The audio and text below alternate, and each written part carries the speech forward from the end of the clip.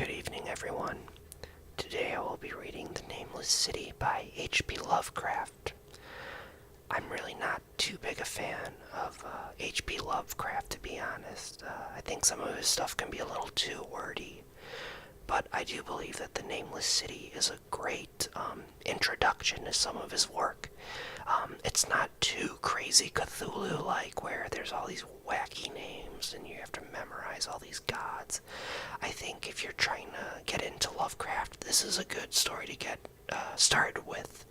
It's a good beginner story for Lovecraft if you've never read his stuff. But yeah, sit back, turn off the lights, relax, and enjoy it. Oh, I should also mention that this is a little bit of a creepier story. Shocker. If you have an active imagination, this may not be the best of stories or ASMR videos to listen to at night. Otherwise, take it easy and have a good night and enjoy as we delve down into the Nameless City. When I drew nigh the Nameless City, I knew it was accursed. I was traveling in a parched and terrible valley under the moon, and afar I saw it protruding uncannily above the sands, as part of a corpse may protrude from an ill-made grave. Fear spoke from the age-worn stones of this hoary survivor of the deluge, this grandmother of the eldest pyramid, and a viewless aura repelled me and bade me to retreat from antique and sinister secrets that no man should see, and no man else had ever dared to see. Remote in the desert of Araby lies the Nameless City, crumbling and inarticulate, its low walls nearly hidden by the sands of uncounted ages. It must have been thus before the first stones of Memphis were laid, and while the bricks of Babylon were yet unbaked. There is no legend so old as to give it a name, or to recall that it was ever alike, but it is told of in whispers around campfires and muttered about by grandmas in the tents of sheiks, so that all the tribes shun it without wholly knowing why. It was of this place that Abdul al-Zared, the mad poet, dreamed on the night before he sang his unexplainable couplet. That is not dead, which can eternal lie, and with strange aeons, even death may die. I should have known that the Arabs had good reasons for shunning the Nameless City, the city told of in strange tales, but seen by no living man. Yet I defied them, and went into the untrodden waste with my camel. I alone have seen it, and that is why no other face bears such hideous lines of fear as mine, why no other man shivers so horribly when the night wind rattles the windows. When I came upon it, in the ghastly stillness of unrending sleep, it looked at me, chilly from the rays of a cold moon amidst the desert's heat. And as I returned its look, I forgot my triumph at finding it, and stopped still with my camels to wait for the dawn. For hours I waited, till the east grew gray, and the stars faded, and the gray turned to roseate light edged with gold. I heard a moaning and saw a storm of sand stirring among the antique stones, though the sky was clear, and the vast reaches of the desert still. Then suddenly above the desert's far rim came the blazing edge of the sun, seen through the tiny sandstorm which was passing away, and in my fevered state I fancied that from some remote depth there came a crash of musical metal to hail the fiery discs of Memnon hails it from the bank of the Niles. My ears rang, and my imagination seethed as I led my camel slowly across the sand to that unvocal stone place. That place too old for Egypt and Mural to remember. That place which I alone of living men had seen. In and out amongst the shapeless foundations of houses and palaces I wandered, finding never a carving or inscription to tell those men, if men they were, who built the city and dwelt therein so long ago. The antiquity of the spot was unwholesome, and I longed to encounter or some sign of device to prove that the city was indeed fashioned by mankind. There were certain proportions and dimensions in the ruins which I did not like. I had with me many tools, and dug much within the walls of the obliterated edifices, but progress was slow, and nothing significant was revealed. When night and the moon returned, I felt a chill wind which brought new fear, so that I did not dare to remain in the city. And as I went outside the antique walls to sleep, a small sighing sandstorm gathered behind me. Blowing over the gray stones, for the moon was bright and most of the desert still. I awakened just at dawn from a pageant of horrible dreams, my ears ringing as from some metallic peal. I saw the sun peering redly through the last gusts of a little sandstorm that hovered over the nameless city, and marked the quietness of the rest of the landscape. Once more I ventured within those brooding ruins that swell beneath the sand like an ogre under a coverlet, and again dug vainly for relics of the forgotten race. At noon I rested, and in the afternoon I spent much time tracing the walls and the bygone streets and the outlines of the nearly vanished buildings. I saw that the city had been mighty indeed, and wondered at the sources of its greatness. To myself I pictured all the splendors of an age so distant that Chaldea could not recall it. And though of Sarnath the doomed that stood in the land of Minar when mankind was young, and of Ib that was carven of grey stone before mankind existed. All at once I came upon a place where the bedrock rose stark through the sand and formed a low cliff.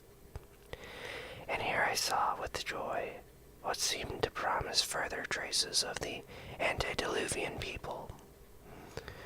Unruly on the face of the cliff were the unmistakable facades of several small squat rock houses or temples, whose interiors might preserve many secrets of ages too remote for calculation.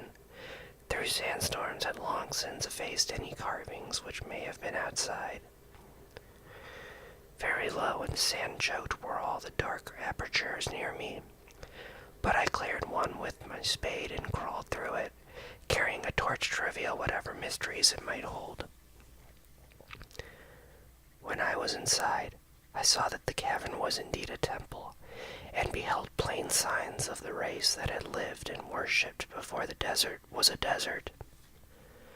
Primitive altars, pillars, and niches, all curiously low, were not absent, and though I saw no sculptures nor frescoes, there were many singular stones clearly shaped into symbols by artificial means. The lowness of the chiseled chamber was very strange, for I could hardly more than kneel upright, but the area was so great that my torch shewed only part at a time. I shuddered oddly in some of the far corners for certain altars and stones, and suggested forgotten rites of terrible, revolting, and inexplicable nature, and made me wonder what manner of men could have made and frequented such a temple. When I had seen all that the place contained, I crawled out again, avid to find what the other temples might yield. Night had now approached, yet the tangible things I had seen made curiosity stronger than fear, so that I did not flee from the long moon-cast shadows that had daunted me when first I saw the nameless city. In the twilight, I cleared another aperture, and with a new torch crawled into it, finding more vague stones and symbols, though nothing more definite than the other temple had contained. The room was just as low, but much less broad, ending in a very narrow passage crowded with obscure and cryptical shrines. About these shrines I was prying when the noise of a wind and of the camel outside broke through the stillness, and drew me forth to see what could have frightened the beast. The moon was gleaming vividly over the primeval ruins, lighting a dense cloud of sand that seemed blown by a strong but decreasing wind from some point along the cliff ahead of me.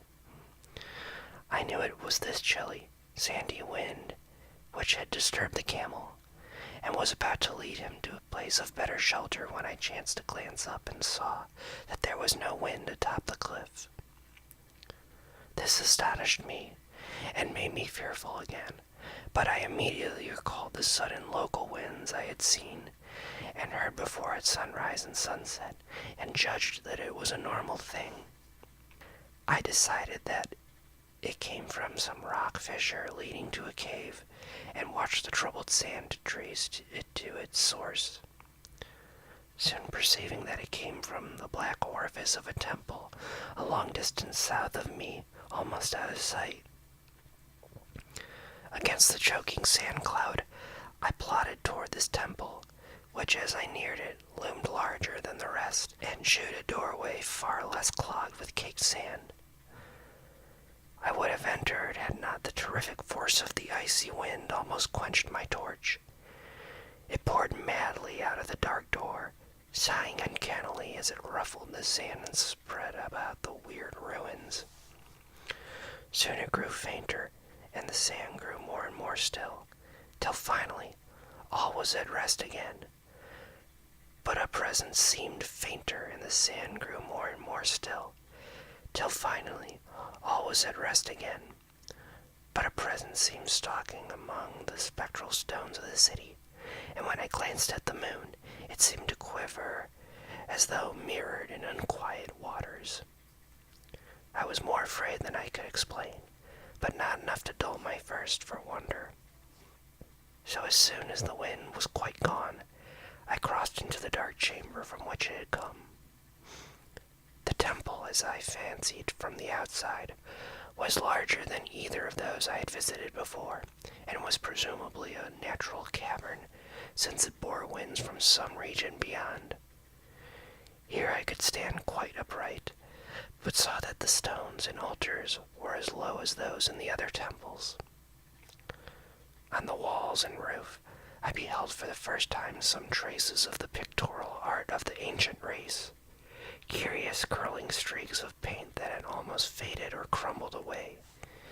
And on two of the altars I saw, with rising excitement, a maze of well-fashioned curvilinear carvings.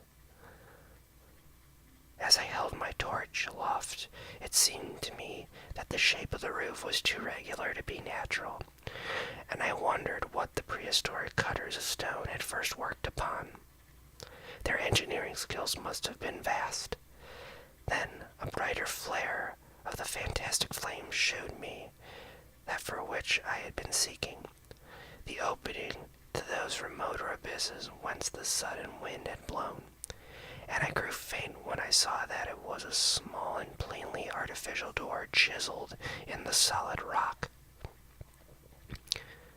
I thrust my torch within, beholding a black tunnel with the roof arching low over a rough flight of very small, numerous, and steeply descending steps. I shall always see these steps in my dreams, for I came to learn what they meant. At the time, I hardly knew whether to call them steps or mere footholds in a presumptuous descent. My mind was whirling with mad thoughts, and the words and warnings of Arab prophets seemed to float across the desert from the lands that men know to the nameless city that men dare not know. Yet, I hesitated only a moment before advancing through the portal and commencing a climb cautiously down the steep passage, feet first, as though on a ladder. It is only in the terrible phantasms of drugs or delirium that any other man can have had such a descent as mine.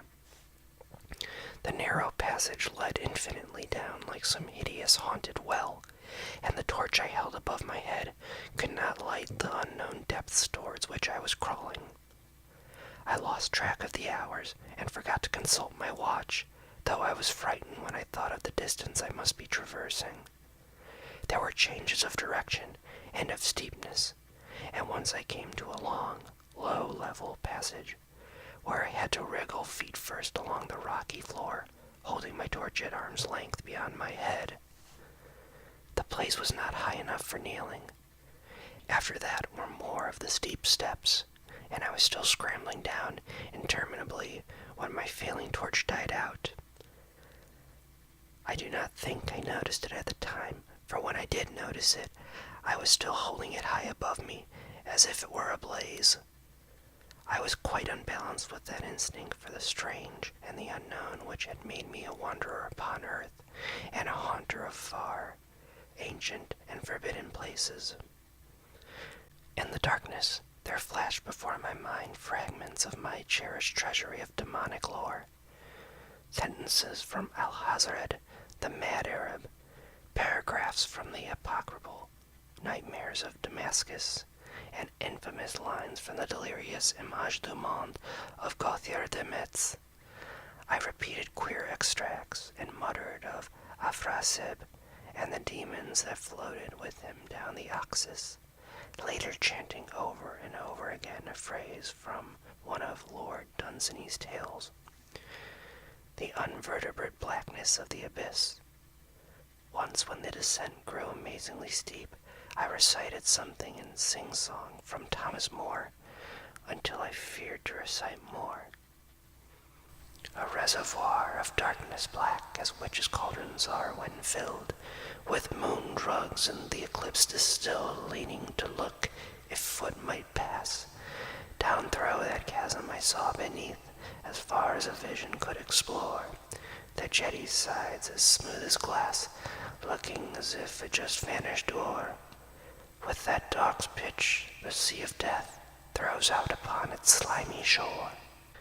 Time had quite ceased to exist when my feet again felt a level floor, and I found myself in a place slightly higher than the rooms in the two smaller temples, now so incalculably far above my head. I could not quite stand, but could kneel upright, and in the dark I shuffled and crept hither and thither at random. I soon knew that I was in a narrow passage whose walls were lined with cases of wood having glass fronts. As in the Paleozoic and abysmal place I felt of such things as polished wood and glass, I shuddered at the possible implications.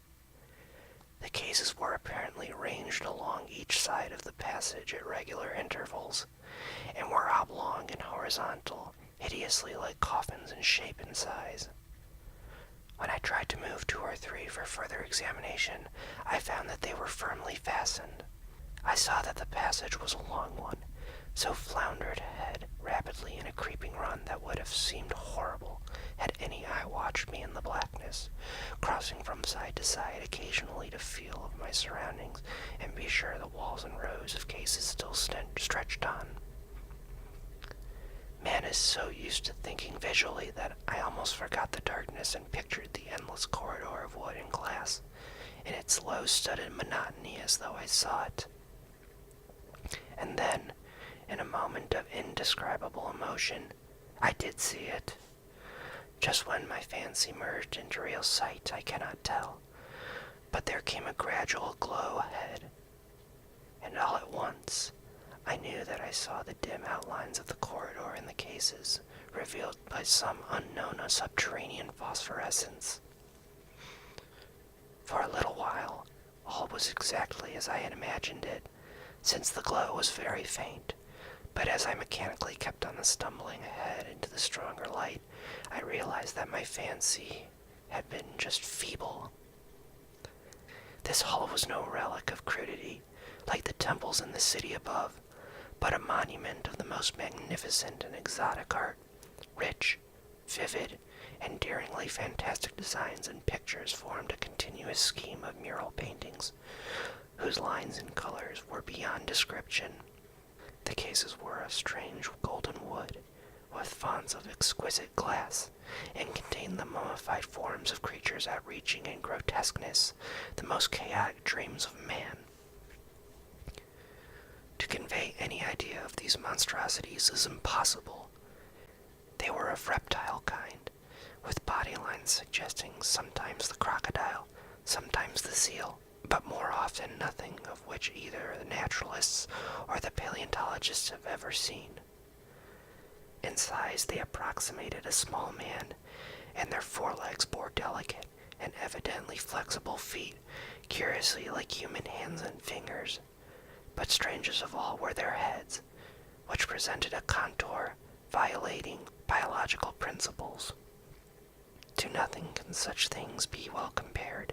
In one flash, I thought of comparison as varied as the cat, the bulldog, the mythic satyr, and the human being. Not Jove himself had so colossal and protuberant a forehead, yet the horns of the nauseousness and the alligator-like jaw placed the things outside all established categories. I debated for a time on the reality of the mummies, half suspecting they were artificial idols, but soon decided they were indeed some Paleogene species, which had lived when the Nameless City was alive. To crown their grotesqueness, most of them were gorgeously enrobed in the costliest of fabrics, and lavishly laden with ornaments of gold, jewels, and unknown shining metals. The importance of these crawling creatures must have been vast, for they held first place among the wild designs on the frescoed walls and ceilings. With matchless skill had the artists drawn them in a world of their own, wherein they had cities and gardens fashioned to suit their dimensions, and I could not think that their pictured history was allegorical, perhaps showing the progress of the race that worshipped them. These creatures, I said to myself, were to the men of the Nameless City what the she-wolf was to Rome, or some totem beast to a tribe of Indians.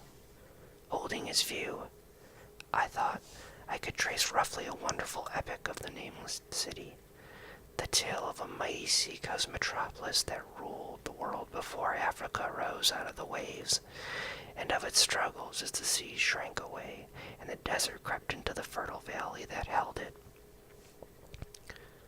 I saw its wars and triumphs, its troubles and defeats, and afterwards its terrible fight against the desert, when thousands of its people, here represented in allegory by the grotesque reptiles, were driven to chisel their way down through the rocks in some marvelous manner to another world whereof their prophets had told them. It was all vividly weird and realistic, and its connection with the awesome descent I had made was unmistakable. I even recognized the passages. As I crept along the corridor toward the brighter light, I saw later stages of the painted epic, the leave-taking of the race that had dwelt in the Nameless City and the valley around for 10 million years, the race whose souls shrank from quitting scenes their bodies had known so long, where they had settled nomads in the earth's youth, hewing the virgin rock, those primal shrines at which they never ceased to worship. Now that the light was better, I studied the pictures more closely, and remembering that the strange reptiles must represent the unknown men, pondered upon the customs of the Nameless City. Many things were peculiar and inexplicable. The civilization, which included a written alphabet, had seemingly risen to a higher order for those immeasurably later civilizations of Egypt and Chaldea, yet there were curious omissions. I could, for example, find no pictures to represent deaths or funeral customs, save such as were related to wars, violence, and plagues, and I wondered at the reticence shown concealing natural death. It was as though an ideal of earthly immortality had been fostered as a cheering illusion. Still nearer at the end of the passage were painted scenes of the utmost picturesqueness and extravagance, contrasted views of the Nameless City in its desertion and growing ruin, and of the strange new realm or paradise to which the race had hewed its way through the stone. In these views, the city and the desert valley were shown always by moonlight, a golden nimbus hovering over the fallen walls and half revealing the splendid perfection of former times, shown spectrally, and the fallen walls and half revealing the splendid perfection of former times, shown spectrally and elusively by the artist. The paradisal scenes were almost too extravagant to be believed, portraying a hidden word of eternal day, filled with glorious cities and ethereal hills and valleys. At the very last, I thought I saw signs of an artistic anticlimax. The paintings were less skillful and much more bizarre than even the wildest of the earlier scenes. They seemed to record a slow descendance of the ancient stock, coupled with a growing ferocity toward the outside world from which it was driven by the desert. The forms of the people, always represented by the sacred reptiles, appear to be gradually wasting away, though their spirit has shown hovering above the ruins by moonlight gained in proportion. Emaciated priests, displayed as reptiles in ornate robes, cursed the upper air and all who breathed it, and one terrible final scene shewed a primitive-looking man, perhaps a pioneer of ancient Urim, the city of pillars, torn to pieces by members of the elder race. I remember how the Arabs fear the Nameless city, and was glad that beyond this place the great walls and ceilings were bare. As I viewed the pageant of mural history, I had approached very closely the end of the low-ceiled hall, and was aware of a great gate through which came all the illuminating phosphorescence. Creeping up to it, I cried aloud of transcendent amazement at what lay beyond, for instead of other and brighter chambers there was only illimitable void of uniform radiance, such as one might fancy when gazing down the peak of Mount Everest upon a sea of sunlit mist. Behind me was a passage so cramped that I could not stand upright in it. Before me was an infinity of subterranean effulgence. Reaching down from the passage into the abyss was the head of a steep flight of steps, small numerous steps like those of black passages I had traversed, but after a few feet the glowing vapors concealed everything. Swung back open against the left-hand walls of the passage was a massive door of brass, incredibly thick and decorated with fantastic bas-reliefs, which could, if closed, shut the whole inner world of light away from the vaults and passages of rock. I looked at the steps, and for the nonce dared not try them. I touched the open brass door, and could not move it. Then I sank prone to the stone floor, my mind aflame with prodigious reflections which not even a death-like exhaustion could banish. As I lay still with closed eyes, free to ponder, many things I had lightly noted in the frescoes came back to me with new and terrible significance. Scenes representing the Nameless city in its heyday, the vegetation of the valley around it, and the distant lands with which its merchants traded. The allegory of the crawling creatures puzzled me by its universal prominence, and I wondered that it should be so closely followed in a pictured history of such importance.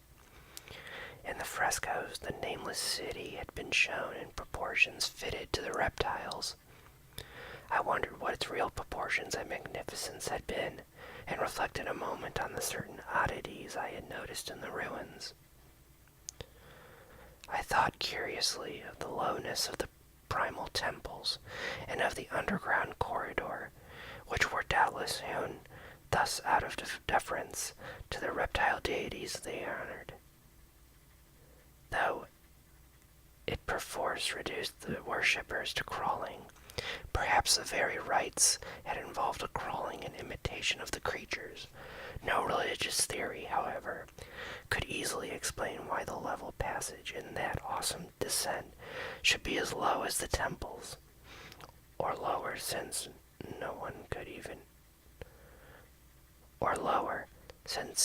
one could not even kneel in it. As I thought of the crawling creatures whose hideous mummified forms were so close to me, I felt a new throb of fear. Mental associations are curious, and I shrank from the idea that except for the poor primitive man torn to pieces in the last painting, mine was the only human from amidst the many relics and symbols of primordial life. But as always in my strange and roving existence, wonder soon drove out fear, for the luminous abyss and what it may contain presented a problem worthy of the greatest explorer.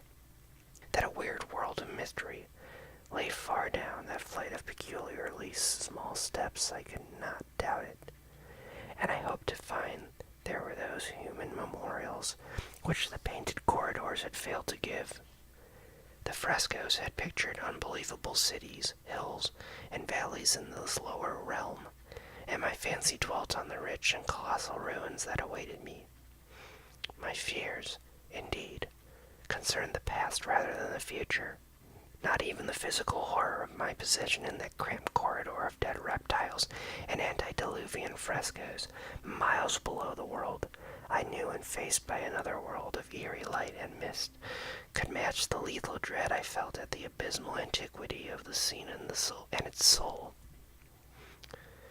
An ancientness so vast that measurement is feeble seemed to layer down from the primal stones and the rock-hewn temples in the Nameless city, while the very latest of the astounding maps and the frescoes shown oceans and continents that man has forgotten, with only here and there some vaguely familiar outlines of what could have happened to the geological aeons since the painting ceased and the death-hating race resentfully succumbed to decay.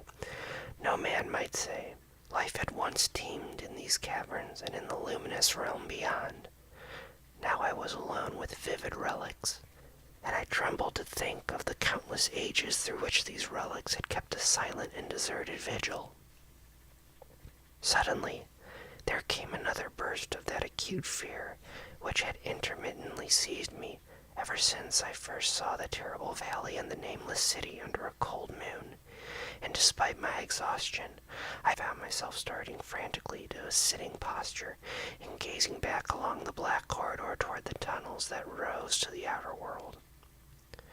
My sensations were much like those which had made me shun the Nameless city at night, and were as inexplicable as they were poignant. In another moment, however, I received a greater shock from the form of a definite sound, the first which had broken the utter silence of these tomb-like depths. It was a deep, low moaning, as of a distant throng of condemned spirits, and came from the direction in which I was staring. Its volume rapidly grew, till soon it reverberated frightfully through the low passage, and at the same time I became conscious of an increasing draught of cold air, likewise flowing from the tunnels in the city above. The touch of this air seemed to restore my balance, for I instantly recalled the sudden gusts which had risen around the mouth of the abyss each sunset and sunrise, one of which had indeed served to reveal the hidden tunnels to me. I looked at my watch, and saw that sunrise was near, so braced myself to resist the gale which was sweeping down to its cavern home as it swept forth at evening. My fear again waned low, since a natural phenomenon tends to dispel broodings over the unknown. More and more madly poured the shrieking, moaning night wind into that gulf of the inner earth. I dropped prone again, and clutched vainly at the floor for fear of being swept bodily through the open gate into the phosphorescent abyss. Such fury I had not expected, and as I grew aware of an actual slipping of my form toward the abyss, I was beset by 1,000 new terrors of apprehension and imagination. The malignancy of the blast awakened incredible fancies.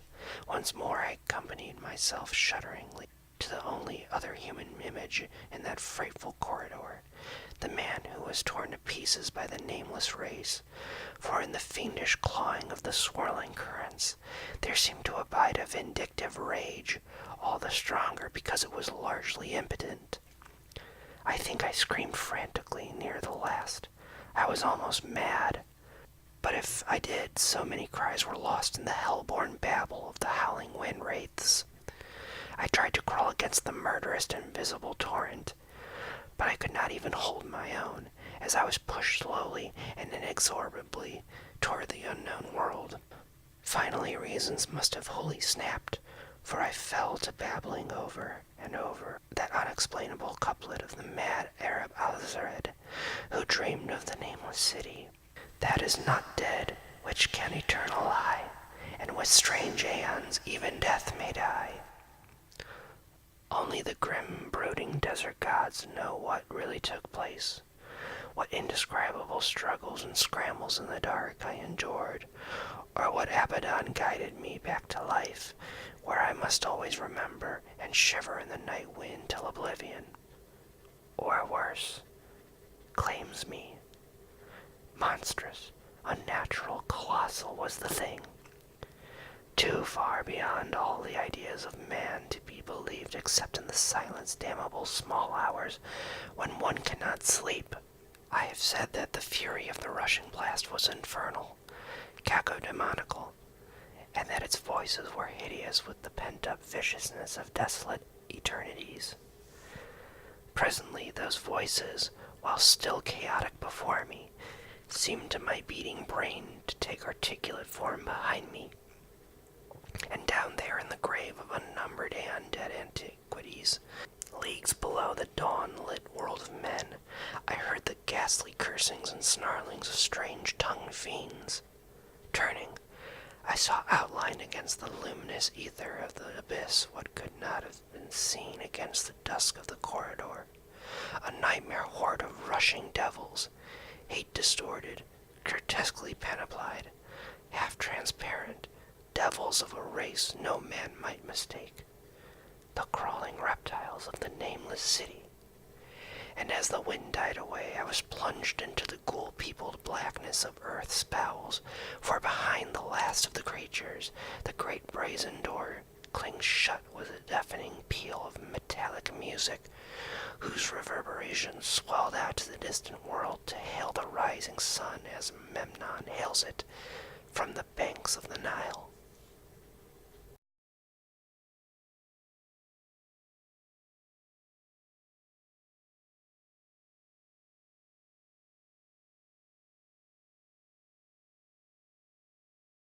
Not Jove. Excuse me. Not Jove. Not Jove himself had so colossal and protuberant a forehead, yet the horns and the noncelessness and the alligator-like jaw placed the thing outside all established. Wow. Guess Not Jove himself had so colossal and protuberant a forehead, yet the horns and the nonceless... Oh my god, I cannot pronounce that word. Not Jove himself had so colossal and protuberant a forehead, yet the horns and the Oh my god, I want to say noncelessness, but it's not noncelessness. No celestness. No celestness. Okay. Cataclysmical. Oh. Cacodynamical. Oh my god. Cacodemonical.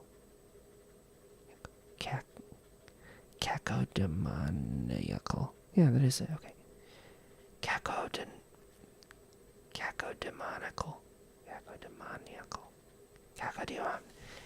Okay. Filled with glorious cities and Oh my god, I always hate this word. I can never pronounce it the right way. The Paleogen. Oh my god, these fucking words.